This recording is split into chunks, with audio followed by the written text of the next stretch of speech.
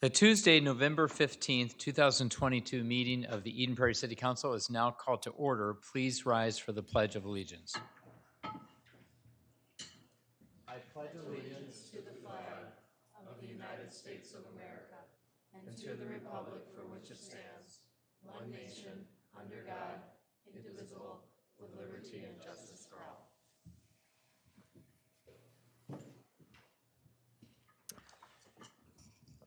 At the start of each council meeting, I make an announcement about Open Podium, and I read an invitation. Open Podium is an opportunity for Eden Prairie residents to address the City Council on issues related to Eden Prairie City government prior to each council meeting, which are typically held the first and third Tuesday of each month. From 6:30 to 6:55, the open podiums are held in this council chamber. If you wish to speak at Open Podium, please contact the City Manager's office, calling at 952-949-8412 by noon of the meeting date with your name, your phone number, and subject matter so we can be better prepared for you. Open Podium is not recorded or televised. If you have questions about Open Podium, please do contact the City Manager's office. Mr. Getcho, it looks like we have a donation, and it looks like a proclamation tonight. That's correct, Mayor. Mr. Lothammer will handle our donation.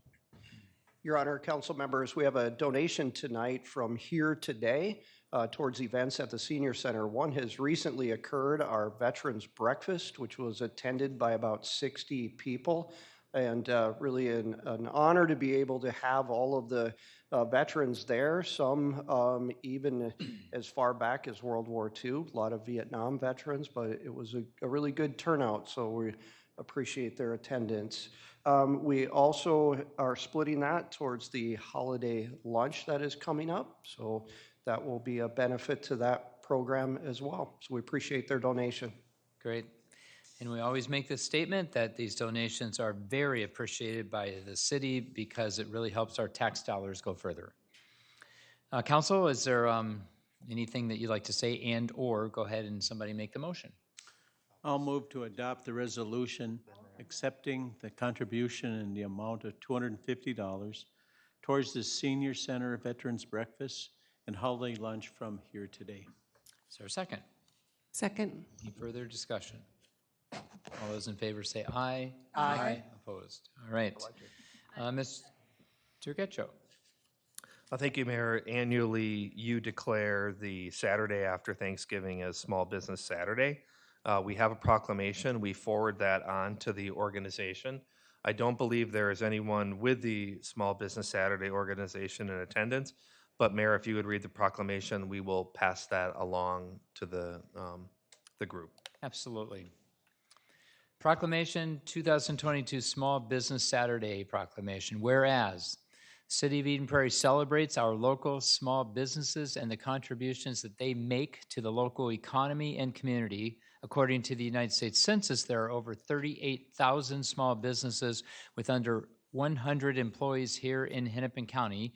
This represents over 96% of all firms with paid employees in Hennepin County.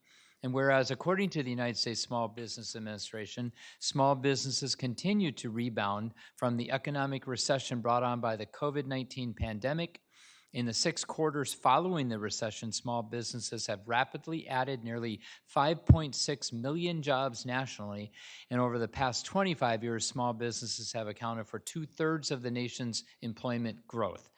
And whereas for many, the Thanksgiving holiday kicks off a season of gathering, dining, shopping, and experiencing arts and culture, and consumers know that supporting small, independently owned businesses have positive social, economic, and environmental impacts. And whereas the City of Eden Prairie has partnered with Hennepin County to launch the Love Local campaign, which encourages residents to support local businesses that create jobs, boost the local economy, and make our communities vibrant and livable.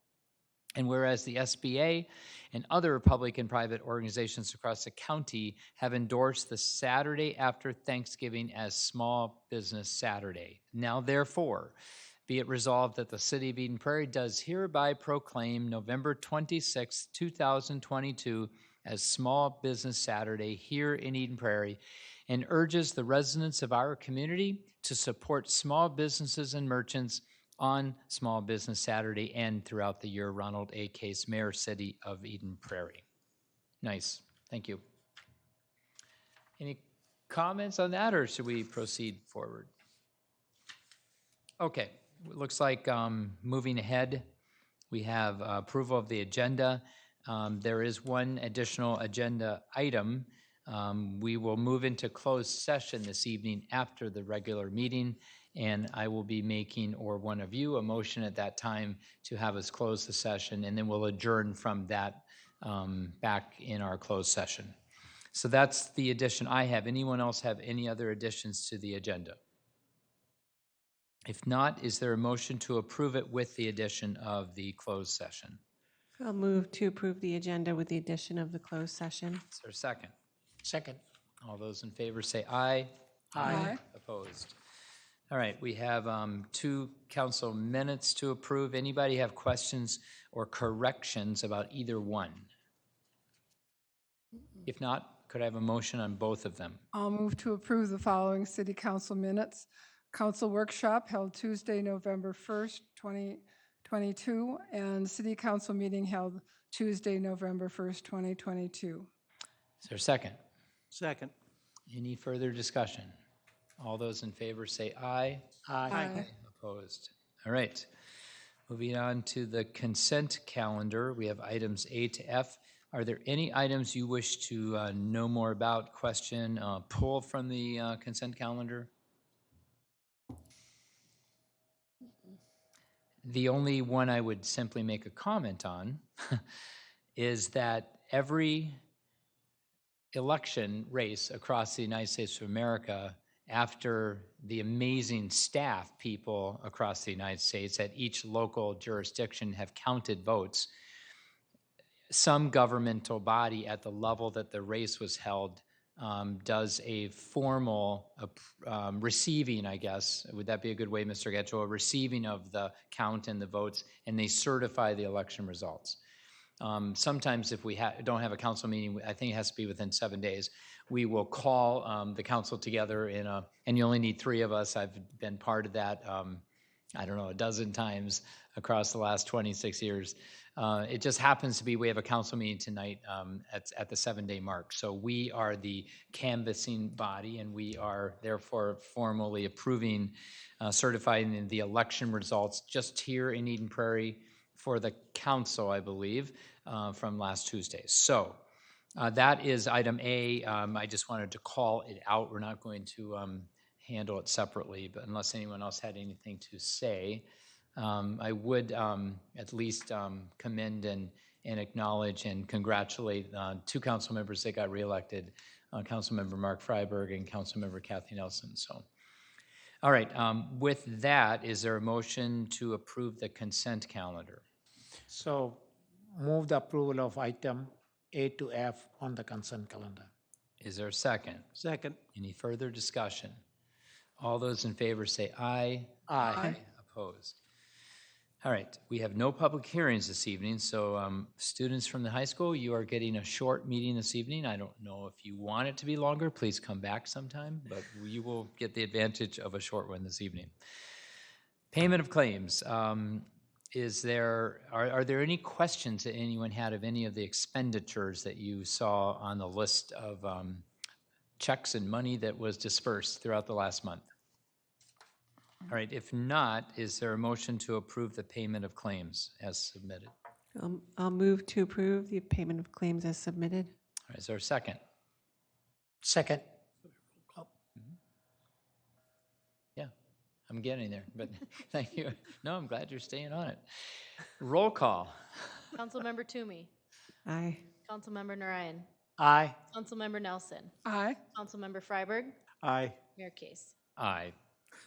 You all are so, no, really, I really appreciate the help. I truly do.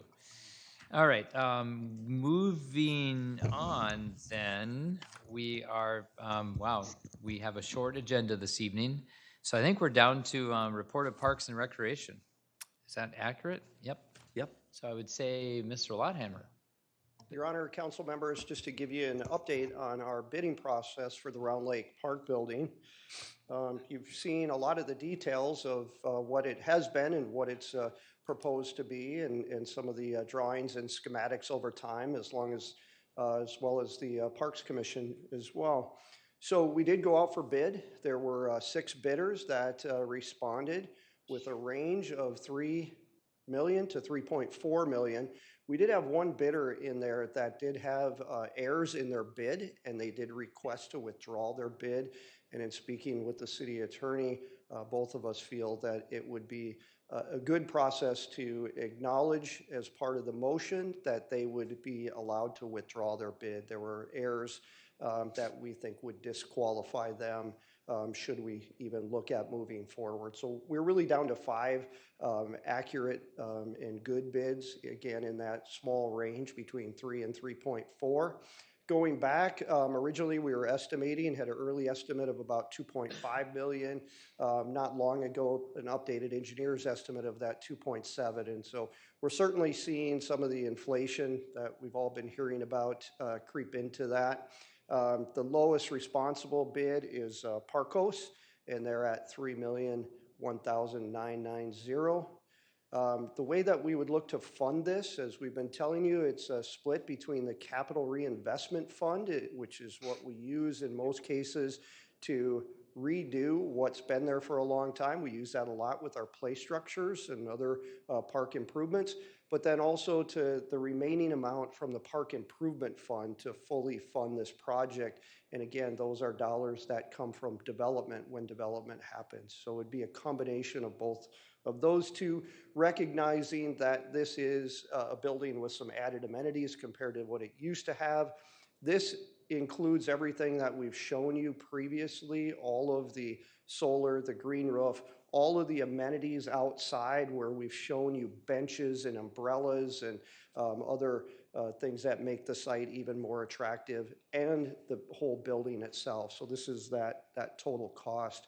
Parkos, we've done some research. They've done some good work lately with Dakota County and some other cities. They've been around for 30 plus years, and so we're comfortable with them as a contractor. We did bring this back to the Parks Commission a couple weeks ago, similar presentation of presenting the bids to them. They were in favor of supporting and passed a motion to bring to the council to accept the withdrawal of the bid and also to recommend moving forward with the project. One thing that I will tell you is that we still have an opportunity to sit down with the contractor and look at, are there any potential savings? Sometimes a contractor can make recommendations to us that could allow us to reduce some of the costs. We don't do that with an eye on how to reduce quality or long-term viability and sustainability of a building like this. But if there are some methods of contracting, building methods that we could look at, some substitutes, we'll certainly have that conversation with the architect and the contractor. So potential timeline, if it's approved tonight, we would move forward with meeting with the contractor, moving construction to March. So the building would currently stay in place through the hockey and skating season. Then when we get to March, we would do the demolition, start the construction, and then likely be able to use the building in October of 2023. So with that, answer any questions that you might have. Council, questions, comments? I was up meeting with the new superintendent of the Minnetonka school system today with some other mayors. He pulls them together quarterly and talking about they have quite a large building that's going in for students, I believe, next to their administration building. And they're 6 months delayed because they're getting 1/3 of the concrete they need on a daily basis in. They can't get it. So there's not only a shortage of labor, but shortage of materials, and it's just it's a difficult building environment. Is this your original timeline? Was this the original timeline? Yes. Any other thoughts, comments? Someone want to make a motion? I'm not rushing you, just Move to accept the request to withdraw the bid from Weber Inc. and accept the bid and authorize entering into a contract with Parcos Construction Company, Inc. for the Round Lake Park Building construction project. Is there a second? Second. Okay, it looked like you No, maybe, no, I'm we good. can, I mean, we certainly can have I'm good, conversation I'm right good, now. I'm good. You're good, you're good. You're good. Anybody, any further discussion? All those in favor say aye. Aye. Opposed? All right. I think, we love our parks. People, our residents love our parks. And when we do add really high-quality amenities to places like Starling Lake, we had the new Starling Lake Center there. And then Miller Park is, and we're looking at a building potentially going in there at some point imminently. And so I think this is really exciting for Round Lake, which is, of course, one of our, I don't know, you could argue they're all flagship, but one of our flagship parks. So really, really happy about this. So thank you for all the work you've done and your staff as well. Good job. Let's see, Rick, Mr. Getchell, I'd like to at least maybe say a word of congratulations and thanks to the staff that worked with elections this year. And so if you could call some names out, maybe I'm going to put you on the spot here, but I don't want you to leave people out. But I also want to make sure that the volunteers that were amazing and the election judges and just, I don't even know how many there were, a lot, 100 more? Hundreds, more than 100. But it was, everything I heard, it was seamless in Eden Prairie. And even though the results that I kept waiting with bated breath, as usually results would come in 2 precincts, 3 precincts, and then 5, 10. But in this case, the county was waiting until they had all the data and then suddenly dumped it, all bam. But Eden Prairie did so well, and I heard so many compliments on that. So do you want to maybe call? Yeah, Mayor, good timing, because the 2 main people who worked on the election are here, and they're in the audience tonight because they were here for the canvassing. Our city clerk, Nicole Tingley, who was just here. Yeah, she was. Trust me, she was here. And Kelsey Englund, also election specialist. Kelsey's now taking Katie O'Connor's role, as you know, as our administrative support specialist. And yeah, they would say that there was more than 100, several election judges that really began their work, several of them months ago. Because as you know, Mayor, Minnesota for the last 2 or 3 elections is a no excuse absentee voting state. So you had people coming in here to vote in City Hall, in this chamber, in this room, weeks before the election. Obviously, not as many in 22 than voted early in 20, but still a significant amount of people. But also, we had many judges at our 20 precincts in the polls on Tuesday on election day. And as you said, Mayor, it did go very well, and they are to be commended for the great work that they did for this election. And I read that as of Election Day morning, we had 41,000 and change registered voters. I'm assuming that went up slightly on same day registering. I think people could do that. So Right. do we have a percentage yet? I know that historically the 3rd congressional district has been the highest voting percentage in the United States of America. And I understand, I was talking to Congressman Dean Phillips, we might be in the running now. We might be second or something, but we're incredibly high. And I just wondered, Eden Prairie typically, I believe, has led the way even in the 3rd congressional. So do we know a percentage of? And Kelsey can correct me, because I thought the percentage that was mentioned on election night, again, for a non-presidential year, Eden Prairie was 70% or just over 70%. A little over 70%. So Very high. that's a very high number, yes. Excellent. Well, kudos to our amazing staff and all the volunteers, but also to our residents that voted in such a high percentage, such high numbers. Councilmember Toomey. I would just like to also congratulate you on your reelection. Thank you. as Thank well. you. Congratulations, Mayor. Well, we're all honored, I think, and privileged. And one of the selling points I deeply believe that caused maybe us to receive high percentages is that this council represents many different belief systems and parties, but we are singularly focused on quality of life here in Eden Prairie. And we also, I hope I'm not I hope you agree with this. If you don't, you can nod or look away. But we get along well. I mean, we really respect each other and have. It's a really good council, and I've been on council since 1994. Super high quality councils, but this is one of the, if not the best. I mean, just in terms of how we function together, we get along. Again, we have diverging opinions, which is fantastic. It makes for good problem solving, decision making. And because we get along and we're stable, I think that reflects in staff. And we have some of the, I think, lowest attrition rates in our staff. And I just feel that the mood of staff working in Eden Prairie, it's a good place to work. We win awards for being the best municipality place to work in the state. And that's a credit to council members. City Manager Rick Getcho, who we're just really pleased to have him, and glad that you've been here 10 years and that you 12 years, and that you enjoy being here. So we want to keep you. So is it 12? I think Not yet. close. I hope I make it there, yeah. Well, anyway, Next spring. there's just a lot of good going on around Eden Prairie, and so yeah, it was a pleasure to run in that environment. All right. I think we've reached the end of our regular meeting. Is that correct? And I need to read a motion. Were we there? Yep. Okay. City councils always operate in the open air of the public view. And there's strict laws, open meeting laws, that three of us cannot get together and plot and plan outside of the view of the public. So we have to do all of our thinking out loud and all of our decision making here in public.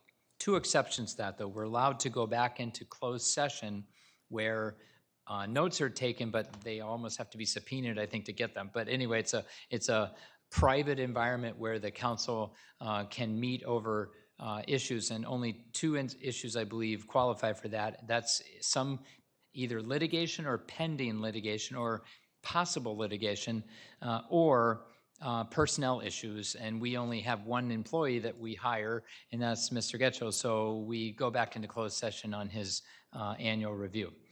Tonight, I'm going to read the motion that was written out by our attorney, who is our counsel, and we depend heavily on her, because if we ever do get sued or were to get sued, she would be the one defending us in court, or at least someone that she would select or choose. But all right. I move, in fact, this is a motion, I'll make it, and if actually I'll ask if one of you wants to say so move, but this is what we want you to move. Move to enter into closed session as permitted by the attorney-client privilege for the purpose of discussing pending litigation in Prochaska versus City of Eden Prairie. Is there someone that would move that motion? So moved. Is there a second? Second. Any further discussion? All those in favor say aye. Aye. Oppose. So for the audience, we will close this meeting, adjourn it back in closed session. So I'm suggesting you can stay and have coffee, but I would suggest you go home. So, because we won't be here. Anything else, Mr. Getcho? Is that good? All right. Thanks for coming this evening. Prairie room. Prairie room will go. Oh, we're in the Prairie room? Okay. More chairs in there, closer to the front. Okay.